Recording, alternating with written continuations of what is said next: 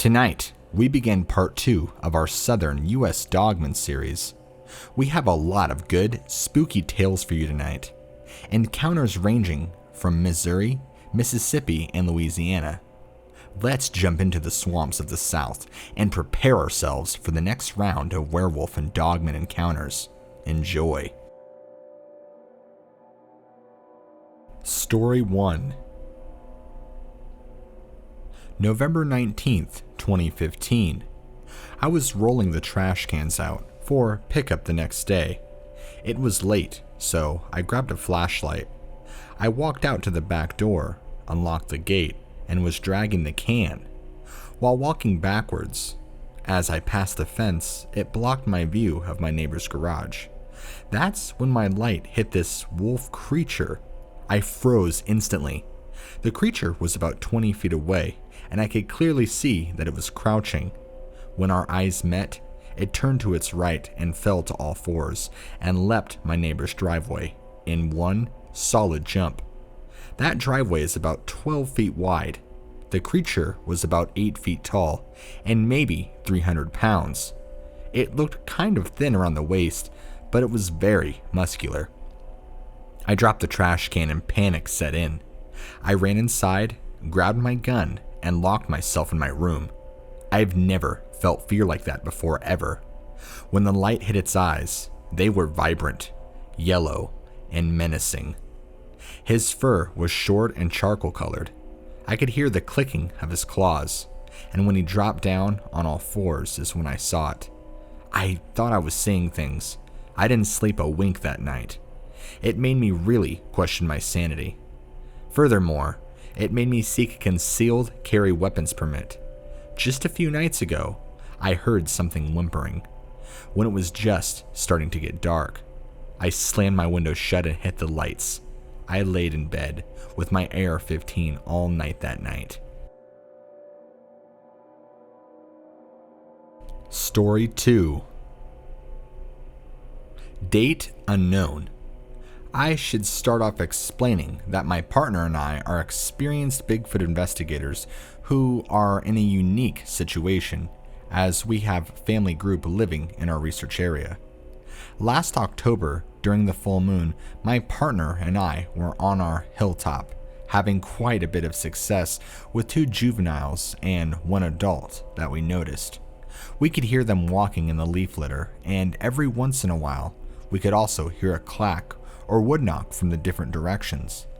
After a while, it seemed the feeling of fun for them dissipated and became a lot more cautious. Mike heard something to our north and went a ways down to investigate while I stayed by the camp, just to make sure it wasn't a diversion.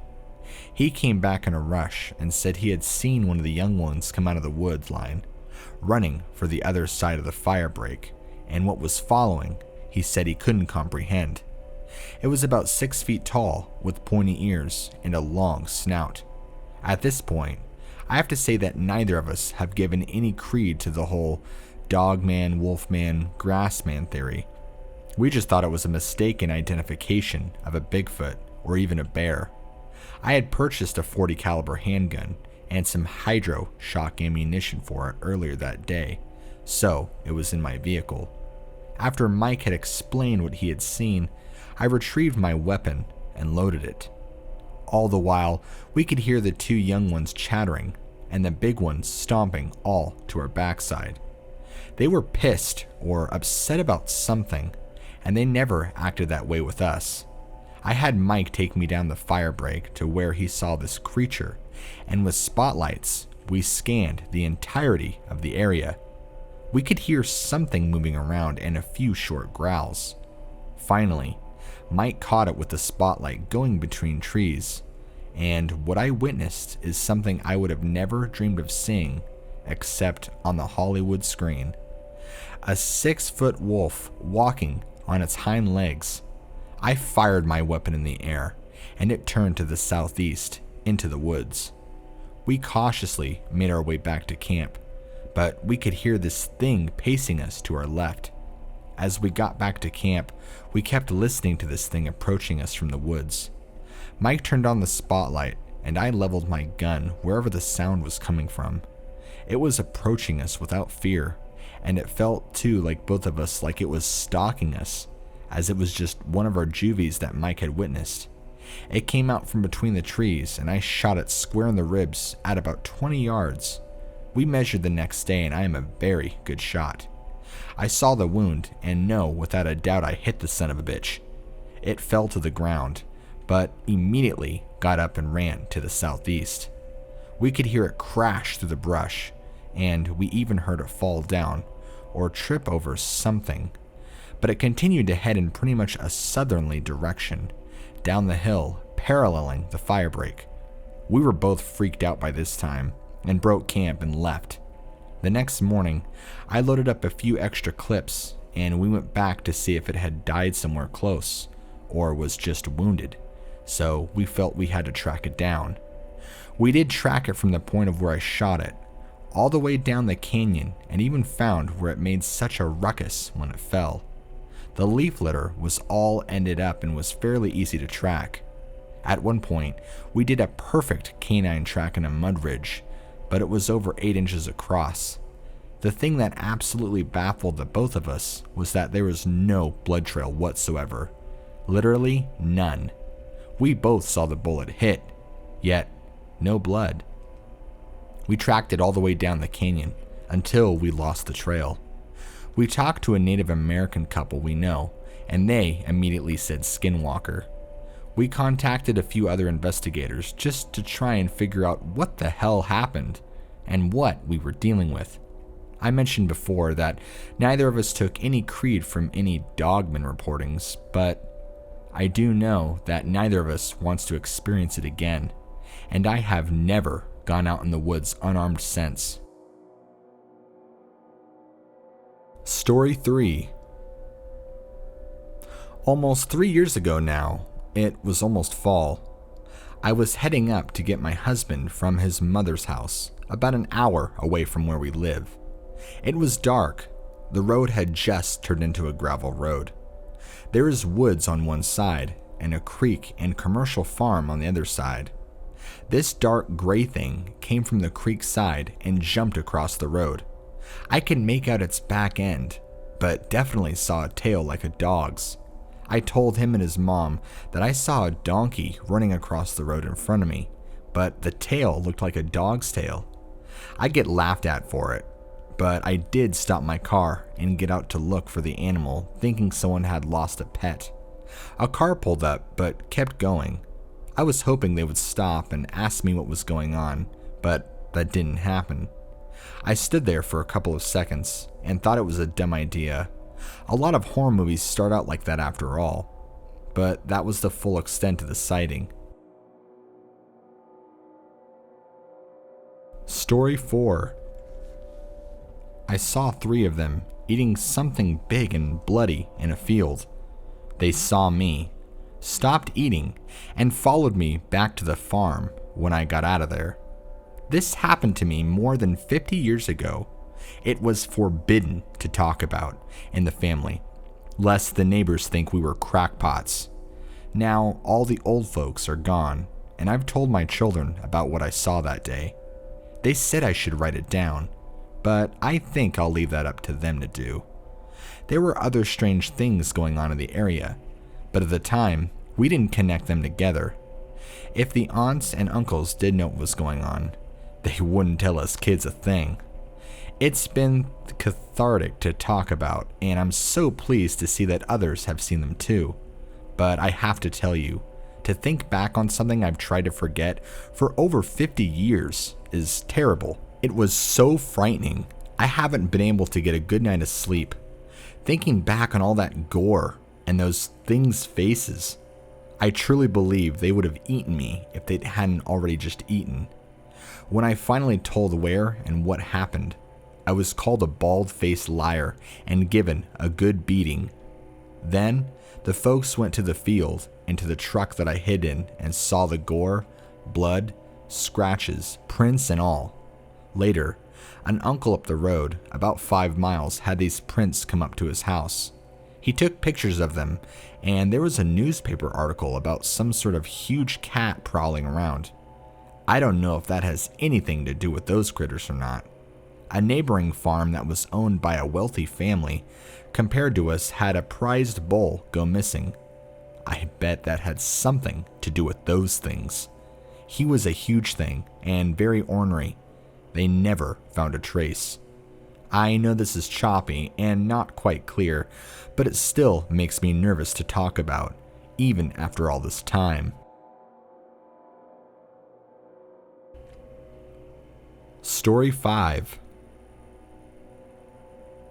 This occurred in early December 2011 at around 2 a.m. in the morning. A friend and I were sitting in my bedroom, hanging out whenever we both noticed something moving on my surveillance monitor. I had a camera pointed down my driveway so I could see whenever I had company drive up. When we both looked, I saw what appeared to be a large canine running on all fours in mid-run. This thing came up on its hind legs and continued running across my field and across my driveway and into my brother's field on 2 legs. I was in shock, and my friend immediately turned to me with her mouth wide open. I asked her, "What did you just see?" And she replied with, "Well, what did you see?" I saw where this was going, so I then asked her, "How many legs was it running on?" And she just replied with, "It was running on all 4, but went to 2. I then had a cold chill run through my body, as I knew she saw exactly what I had. I jumped up and grabbed my night vision scope I had recently purchased, and I ran to the front of my door with my friend right behind me. I must admit I was hesitant to open that door for fear of it maybe standing right there. So I opened the door while letting out a roar as to maybe shock it if it was there. But it wasn't. Hey, I didn't know. I cautiously walked out on my front porch and took the scope and scanned the front field. There was nothing to be seen, nor do I know which direction it went in besides where I had just seen it last. I waited until daybreak and went out to where it crossed my driveway, and I found a paw print that was a good 12 inches by 12 inches. I was stunned. I just stood there looking back at the woods it had came from and looked south to where it was headed. I had no way to save the print and didn't think to take a picture at the time, nor was my camera recording at the time of sighting either. From what I could see on camera, this thing was massive in its upper body. I can still remember seeing the muscles flexing and the muscularity in its upper back as it came to a full height. It was running in weeds that came to my waist, but on all 4s, it was a good 2 feet above them, and when it went to full height, I would estimate it to be a good 8 feet tall. Due to the camera showing only black and white, I didn't get to see its color, but I could tell you it was dark. Its head is something else, and that stands out as I could watch and see the snout and its pointed ears, which were laid back whenever it went to 2 legs. I am an R&D technician, so I am trained to watch for details, and even though this thing was moving faster than any human, I was so transfixed on its form and what I was seeing. It was headed south and into property that connects to Stennis Space Center's buffer zone, which is just over 100,000 acres of untouched and uninhabited acreage that was put aside just for the space shuttle program in Hancock County since the mid-60s. So it has all the resources it needs in order to survive in those woods and to go undetected. I have always been an outdoors man, but since that sighting, I will not go out in the woods without a gun on me now. I know for a fact I do not want to run into that thing up close. Story 6. This will be a brief summary, because if I wrote most of the entire encounter here, well, it's just way too long. On July 4th, 2016, just a few days ago now, 2 girlfriends and myself decided to raft down the Chattahoochee River and spend time at the diving rock and laugh at all the drunks enjoying their holiday. This is a North Georgia summer tradition going way back to the 60s. I am 47 now, but in my youth, I did it quite a few times and damn near killed myself doing a gainer off the diving rock when I landed on my belly, inhaled some water, and nearly drowned. I was fairly drunk and don't remember how I made it back to the surface, but my upper body was purple the next day, and my internal organs, well, they hurt for quite a few weeks. The river was way down that year. Gosh, I wanted to say it was maybe 1988, so that made the big flat rock at least 25 feet high off the river. Most people chickened out once they got up there. Anyhow, so this past Monday, after at least 28 years, we were back, but sober now since I haven't drank alcohol in well over 10 years. I had to answer the call of nature, number 2, so I had to walk very far back into the dense woods because of all the people, which was roughly 15 or so, waiting to jump. Having nothing but my bathing suit, I walked much further so I could try and find something akin to toilet tissue. Finally, after I reached a small clearing surrounded by old-growth pines, I began doing my business. As I am squatting in a very vulnerable position, out walks in broad daylight an enormous canine-type creature. Now, I need to tell you, I spent 21 years in an army, all over the world in 3 different theaters of war, and I have never even heard of this creature before. In the 3 days since, I have barely slept at all, researching everything in a zombified state. I can still taste the fear in my throat and my own vomit. I am 6 foot tall and about 250 solid pounds, and this thing dwarfed me, at least 7'6", and gosh, maybe 400 pounds.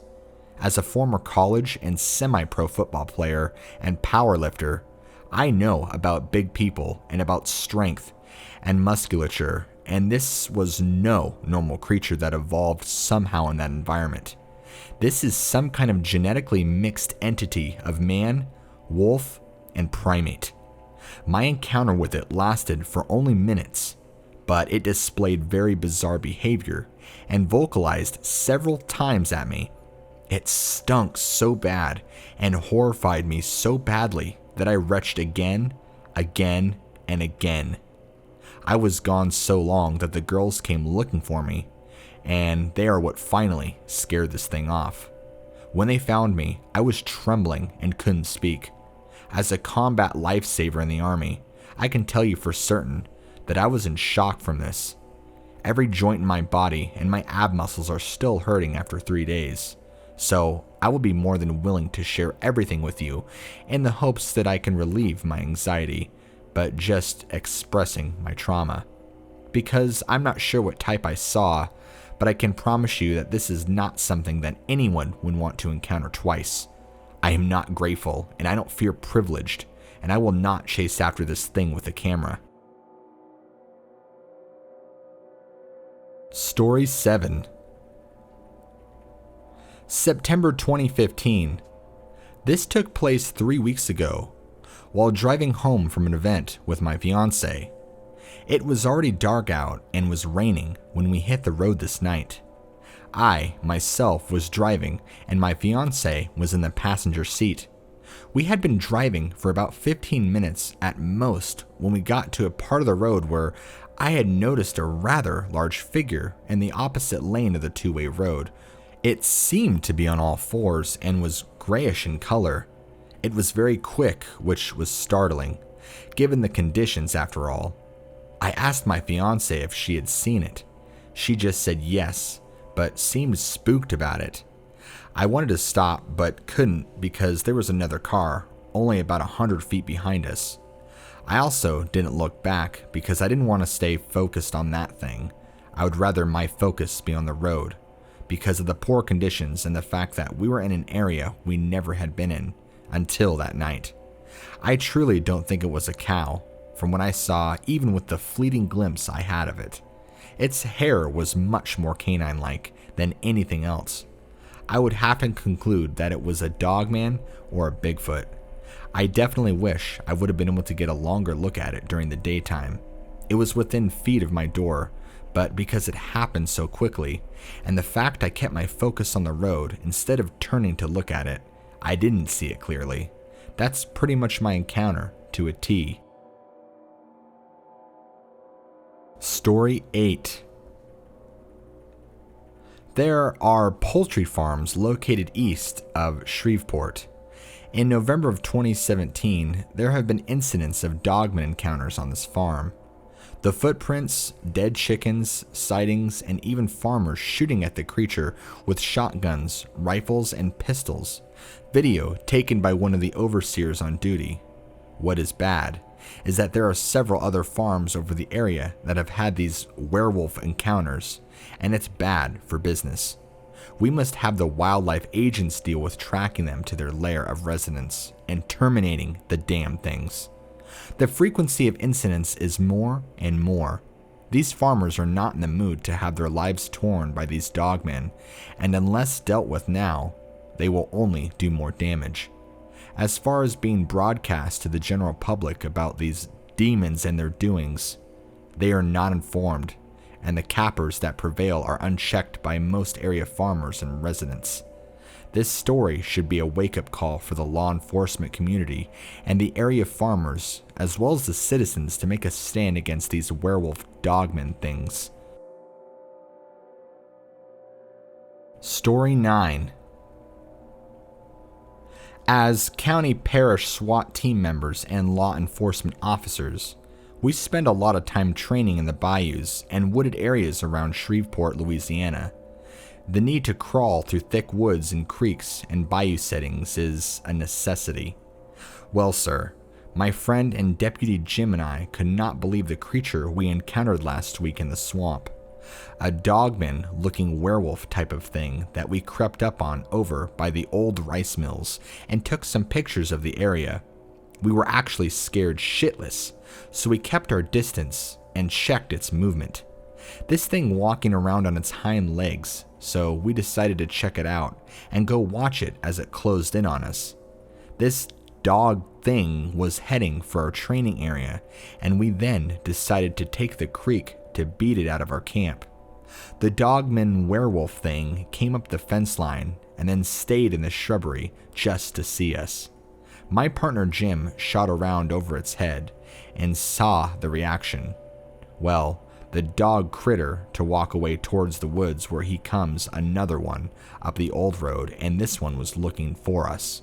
We laid down and spotted the dogman with our scopes and checked his motion as he walked towards us. He stopped in the road just 7 feet away from us. He was sniffing the air trying to get a scent. We did not move for 1 minute. He then went to his buddy and they walked away into the woods. Both Jim and I were fearful of them, even though we were armed and ready to kill. We waited 5 minutes, then went to our vehicles to write a report on this incident, which our supervisors said was a bunch of hogwash and he would see us again Monday morning. So we had our encounter not knowing what these creatures were and what to do. We will think twice when we go into the dark Louisiana bayous again. Thanks, and stay safe. Story 10. May 2010, Hunterbone. My German Shepherd hunting dog and myself went early to hunt this morning at 5:45. Along the old abandoned railroad bridge that crosses the bayou close to my home in the town of Crowley, Louisiana. 70,526 population. As it was early, there was a humid fog and dark enough not to see a thing. As we walked slowly in between the rails of this old set of rusty railroad tracks, Hunterbone stopped and looked ahead down the rails as if he heard or sensed something. With nothing in view, we continued along only for Hunterbone to stop abruptly once again.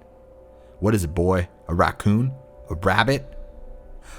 Suddenly, a huge, hairy dog thing came out of the fog down the rails, standing on its hind legs, upright. Oh shit. I was terrified and fearful, and raised my Remington 12 gauge to fire off 2 rounds of buckshot over this wolf thing's head. Bam! Bam! The critter howled loudly and turned to run back to the rails across the old bridge. and I could hear the son of a bitch as he snapped shrubbery and foliage in the distance. Hunterbone and I ran back towards the pickup, and I had turned about 50 yards to fire 2 more rounds for insurance, so we would make it home. As we got in the truck, we hauled boggy fast back to the main road that leads to Crowley.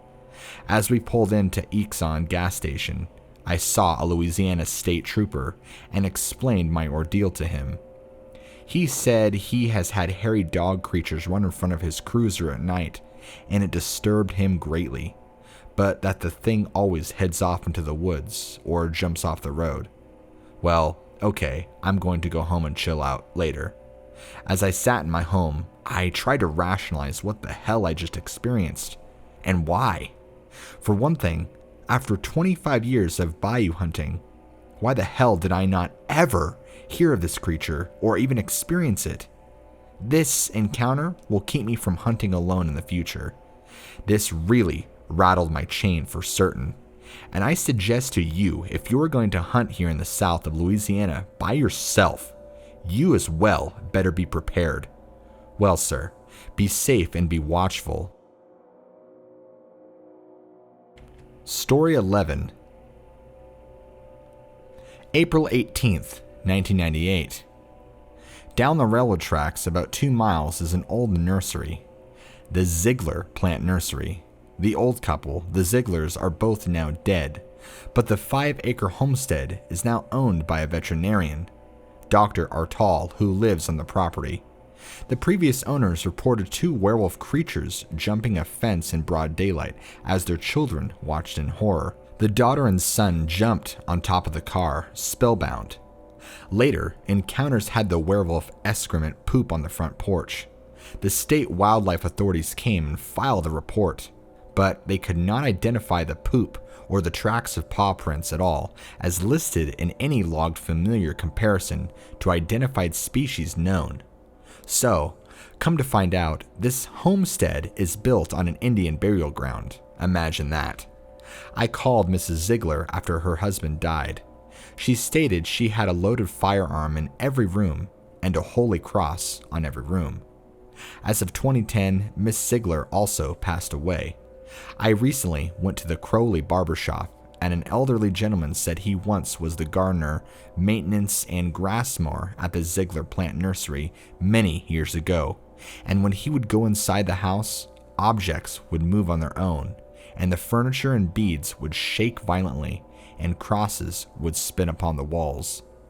Obviously, there seems to be some sort of strange connection between the paranormal and these werewolf creatures. I hope you enjoyed part 2 to this series. If you like my content, feel free to subscribe, leave a comment, and be sure to like, as it helps me out tremendously. There are many great encounters to come, and there have been many of you requesting more parts to come for the other Dogman series, like the Eastern and Western encounters, and I promise you, I got many good things cooking up for you folks. There will be more parts coming, and a lot of other cool encounters coming down the pipeline. Stay tuned.